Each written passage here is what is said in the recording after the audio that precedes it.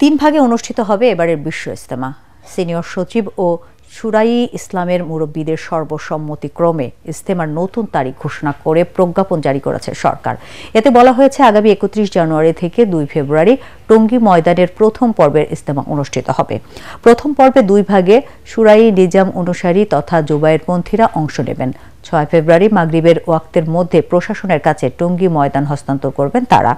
এরপর 14 থেকে 16 ফেব্রুয়ারি দ্বিতীয় পর্বে বিশ্ব ইজতেমা অনুষ্ঠিত হবে। এতে অংশ নেবেন তাবলিগ জামায়াত সাদপন্থীরা। এদিন আখেরি মোনাজাতের মধ্য দিয়ে শেষ হবে এবারের বিশ্ব ইজতেমা।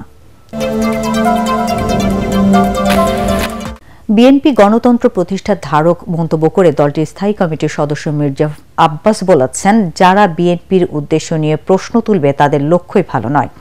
111-এ বিএনপি সবচেয়ে বেশি ক্ষতিগ্রস্ত দাবি করে তিনি সতর্ক করেন, তাদেরকে ভিন্ন শিবিরে ঠেলে দিয়ে ফায়দা হাসিলের পরিণতি ভালো হবে না। দলের আরেক নেতা রুহুল কবির রিজভী বলেন, অন্তর্বর্তী সরকারের ভেতরে দল গঠনের উদ্যোগে তাদের নিরপেক্ষতা নিয়ে প্রশ্ন উঠেছে। বিএনপি চেয়ারপারসন বেগম খালেদা জিয়ার ছোট ছেলে আরাফাত রহমান কোকর 10ম মৃত্যুবার্ষিকী উপলক্ষে নয়াপল্টনে দলের কেন্দ্রীয় কার্যালয়ে এই দোয়া মাহফিল। এতে বিএনপির বিভিন্ন স্তরের নেতা কর্মী সহ সিনিয়র নেতারা অংশ নেন। দলের স্থায়ী কমিটির সদস্য মির্জা আব্বাস অভিযোগ করেন, জিয়া পরিবারকে নিঃশেষের অংশ হিসেবেই কোকোকে পরিকল্পিতভাবে হত্যা করা হয়েছিল। এ সময় যারা বিএনপিকে আওয়ামী লীগের সাথে তুলনা করছে তাদের উদ্দেশ্য নিয়ে প্রশ্ন তোলেন তিনি। তার দাবি 111-এর সময় বিএনপি সবচেয়ে বেশি ক্ষতিগ্রস্ত হয়েছে। কেউ বলছে বিএনপি নাকি 111 আনার পায়তারা করছে। তাদের উদ্দেশ্যে বলতে চাই, 2007 সালের 1/11 যে ভয়াবহ পরিণতি, এটা বিএনপির চাইতে কেউ বেশি ভোগ করে নাই। আপনারা এই ধরনের কথাবার্তা, সংঘাত, বিভেদ এই 5ই আগস্টের পরে আজকে যদি করতে থাকেন তাহলে কিন্তু দেশে গণতন্ত্র কোনদিন চেহারা দেখবে না। বিএনপিকে যারা ভিন্ন শিবিরে ঠেলে দিয়ে ফায়দা হাসিলের চেষ্টা করছেন, এটার পরিণতি কিন্তু ভালো হবে না। এর আগে বনানী কবরস্থানে নেতাকর্মীদের নিয়ে কোকোর সমাধিতে শ্রদ্ধা জানান বিএনপির সিনিয়র যুগ্ম মহাসচিব রুহুল কবির রিজভী।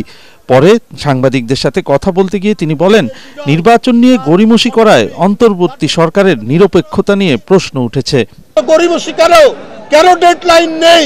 কেন হাসিনার কথার পুনরাবৃত্তি হবে যে আগে সংস্কার পরে নির্বাচন? সরকারের ভিতর থেকে কেউ রাজনৈতিক দল গঠন করার চেষ্টা করছে।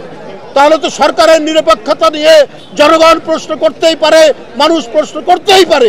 অন্যান্য রাজনৈতিক দল যারা গণতন্ত্রের জন্য আন্দোলন করেছে তারা মনে করবে অন্তর্বর্তীকালীন সরকার কোনো ধরনের একটা মাস্টার প্ল্যানের মধ্যে অন্তর্ভুক্ত রয়েছে। বিএনপি গণতন্ত্র প্রতিষ্ঠায় অঙ্গীকারাবদ্ধ দাবি করে রিজভী বলেন, বিরূপ কথাবার্তা বলে বিএনপির ভাবমূর্তি নষ্টের পায়তারা চলছে। 250-টিরও বেশি ডিজাইন অপশন নিয়ে ওয়ালটন স্মার্ট ফ্রিজ, বোঝে আপনার প্রয়োজন। আগামী জাতীয় নির্বাচনে ইসলামের পক্ষের শক্তিগুলো এক হওয়ার চেষ্টা করছে বলে জানিয়েছেন ইসলামী আন্দোলনের আমির সৈয়দ মোহাম্মদ রেজাউল করিম।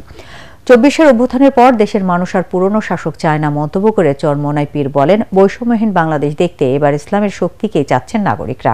5 আগস্টের অভ্যুত্থানে দেশের রাজনীতিতে বড় ধরনের পরিবর্তনের পর জনমনে একদিকে নানা আকাঙ্ক্ষা তৈরি হয়েছে, অন্যদিকে রাজনৈতিক দলগুলোরও তৎপরতা বেড়েছে। কোনো কোনো ক্ষেত্রে গণঅভ্যুত্থানে নেতৃত্ব দেয়া ছাত্রদের সঙ্গে অন্যতম বড় রাজনৈতিক দল বিএনপির বিপরীতমুখী অবস্থান সামনে এসেছে। এসব নিয়ে রাজনৈতিক দলগুলো নানা কথা বলছে। প্রধান রাজনৈতিক দলটি তারা বিকল্প গ্রহণ করতে পারছে না, মেনে নিতে পারছে না। আমরা বলবো আপনারা রিয়েলিটি মাইনা নেন। জনগণ বিকল্প চাচ্ছে। বিগত সরকারগুলো যে শাসন ব্যবস্থা তারা দেখেছে, তারা চরম বিরক্ত হয়েছে। আর তারা পূর্বের অবস্থায় ফিরে যেতে চায় না। যদি 30 লক্ষ লোক শহীদ হয়ে থাকে 71-এ, ধরে 30 লক্ষ লোকের তালিকা জাতির সামনে প্রকাশ করতে হবে। কারণ আমরা মিথ্যার উপরে আলোচনা করে গুনাহ করতে চাই না, কবিরা গুনাহ করতে চাই না। যাদের নাকি ব্যক্তি দলীয় স্বার্থকে অগ্রাধিকার দেয় দেশের চেয়ে, মানবতার কল্যাণের চেয়ে, আমাদেরকে সিঁড়ি বানিয়ে ওরা ক্ষমতার মসনদে উঠে তারা এই সুন্দর দেশটাকে 5 বার দুর্নীতিতে চ্যাম্পিয়ন, চোরের দিক থেকে ফাঁস বানিয়েছে। ওই স্বার্থান্বেষী মহলদের আর আমরা সিঁড়ি হিসাবে পরগাছা না হই। রাজধানীর ইঞ্জিনিয়ার্স ইনস্টিটিউশন মিলনায়তনে ইসলামী আন্দোলন বাংলাদেশের আমির সৈয়দ মোহাম্মদ রেজাউল করিম বলেন, দেশের মানুষ অনেক শাসক দেখেছে, এবারের নির্বাচনে তারা ইসলামকে সামনে এগিয়ে নেবে, সেজন্য ইসলামী শক্তিকে এক করার চেষ্টাও জোরালো হয়েছে। বাংলাদেশের ভিতরে যে ইসলামের দলগুলো রয়েছে, সমমনা দল, আমরা সবাই আলহামদুলিল্লাহ নির্বাচনের সময় যেন ইসলামের পক্ষে একটু বাক্স পাঠাতে পারি, এই উদ্দেশ্য নিয়ে আমরা কিন্তু বিভিন্ন পর্যায়ে কাজ করতেছি এবং বর্তমানে চলমান রয়েছে। আলহামদুলিল্লাহ, দোয়া করতে থাকেন, আল্লাহ যেন কবুল করে। আশা তো করি আল্লাহর রহমতে ভালো একটা ফল আল্লাহ আমাদেরকে দান করবেন। দলটির নগর সম্মেলনে 2025-26 সেশনে নতুন সভাপতি মনোনীত হয়েছেন ইমতিয়াজ আলম এবং সেক্রেটারি হয়েছেন আব্দুল আউয়াল।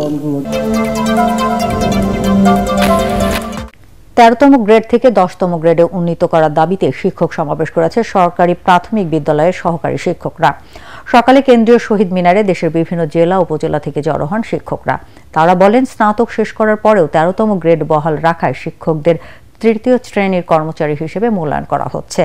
একই শিক্ষাগত যোগ্যতা নিয়ে সরকারি অন্যান্য চাকুরিজীবীরা 10ম গ্রেড পাচ্ছে, যা শিক্ষকদের মর্যাদার শামিল বলে দাবি করেন শিক্ষকরা।